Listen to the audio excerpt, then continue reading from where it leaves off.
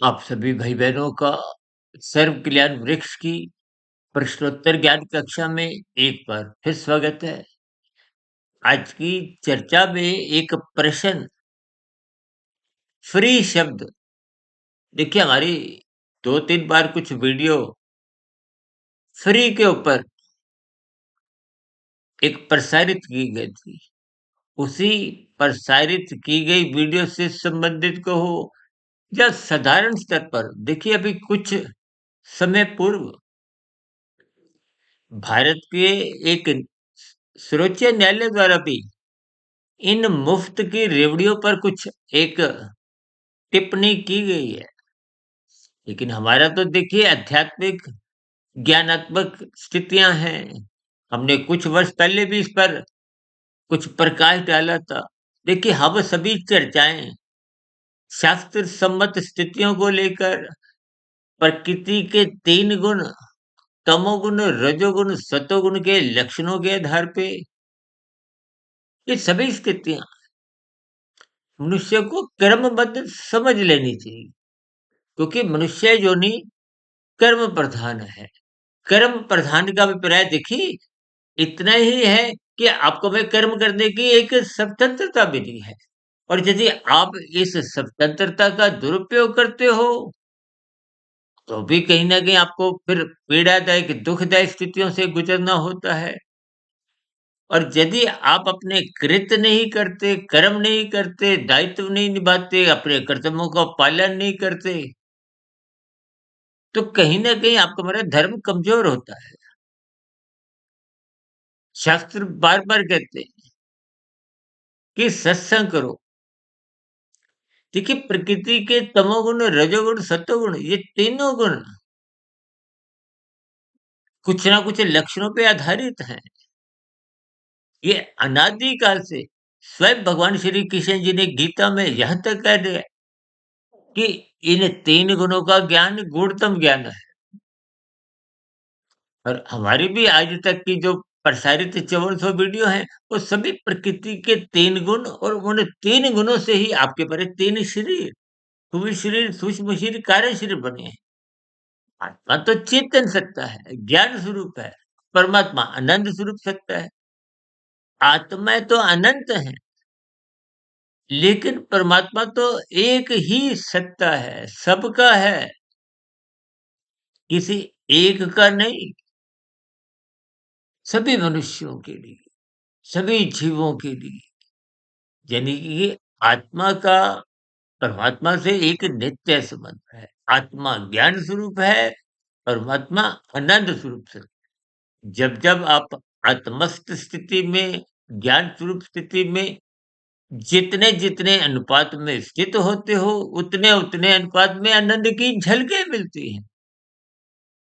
और मायातीत की मोक्ष की स्थिति का अभिप्राय जब राजसी, तामसी स्थितियों का मल और विक्षेप की जो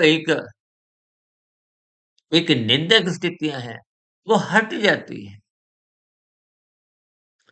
क्योंकि आज हमारा फ्री शब्द पर एक स्थिति को लेके देखिए फ्री का अभिप्राय बिना कृत्य के। आज कुछ ऐसी कितनी ही योजनाएँ चलती हैं, सरकार अपनी ज़िम्मेदारी समझकर कहो या कुछ अन्य परिस्थितियों में कुछ ऐसे ही मुफ्त की स्थितियाँ देती हैं। देखिए मेरा अपना एक व्यक्तिगत शास्त्रीय अध्ययन करते-करते शोध में स्थिति बनाते हुए सत्वगुण सबके लिए एक मुफ्त की स्थिति है, जबकि रजोगुण स्वयं एक कृत्य की स्थिति है। कृत्य का अभिप्राय करने से है, करने का अभिप्राय कर्म करने की स्थिति है।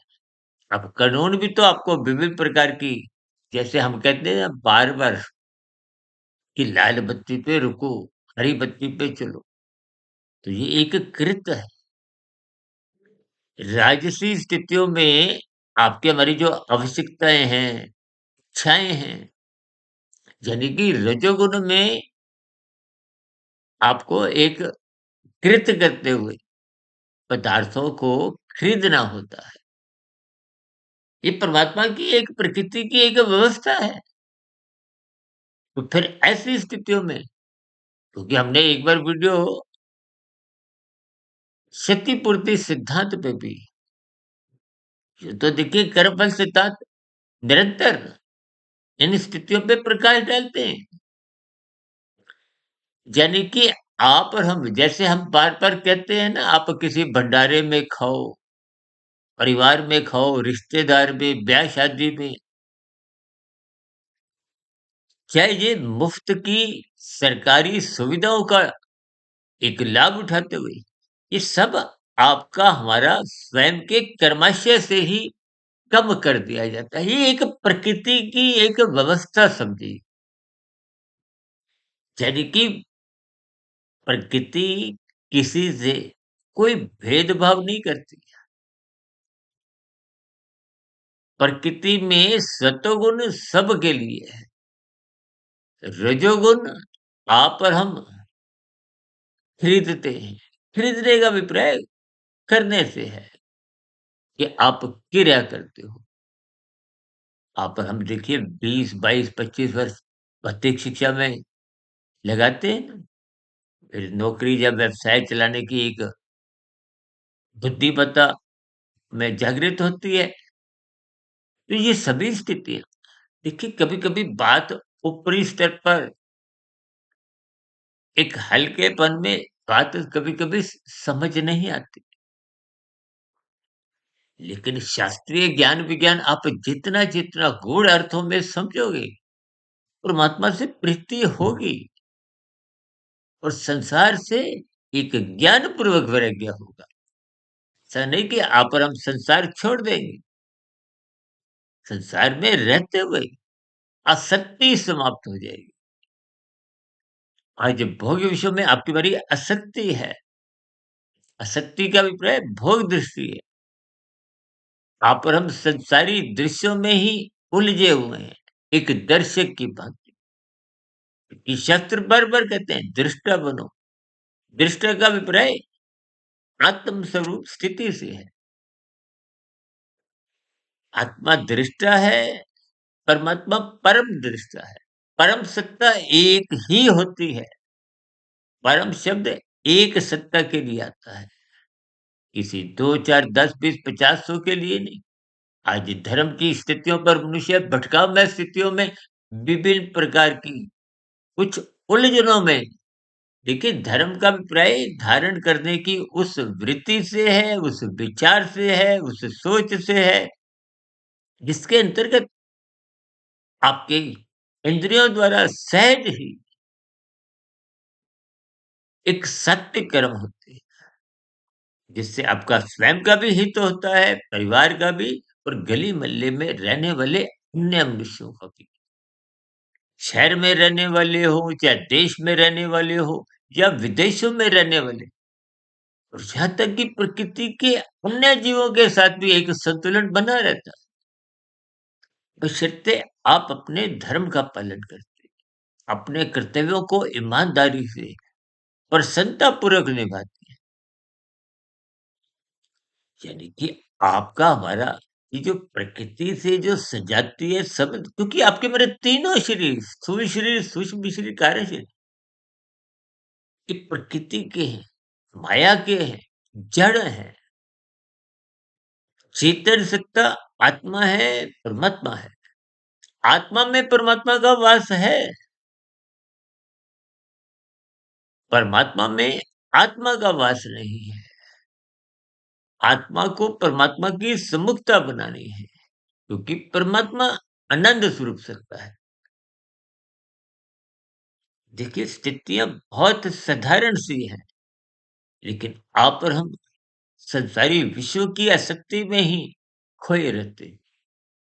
फलस्वरूप ज्ञानमय स्थितियाँ तो मेरी आपकी आत्मा पहले ही ज्ञान स्वरूप है, इसलिए हमारी भी जो 5400 वीडियो कोई नया ज्ञान तो देती नहीं।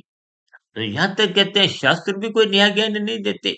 आपने हमने जो अज्ञानता बनाई है स्वयं, इसके कारण तमोगुण, रजोगुण के कारण। शास्त्र बार-बार कहते हैं, तमोगुण रजोगुण बाँधते हैं, बंधनदायक है, सतोगुण मुक्तिदायक है। इसलिए शास्त्र क्या कहते हैं? सत्संग करो। सत्संग का अभिप्राय अर्थ क्या है? सतोगुण का संग करो।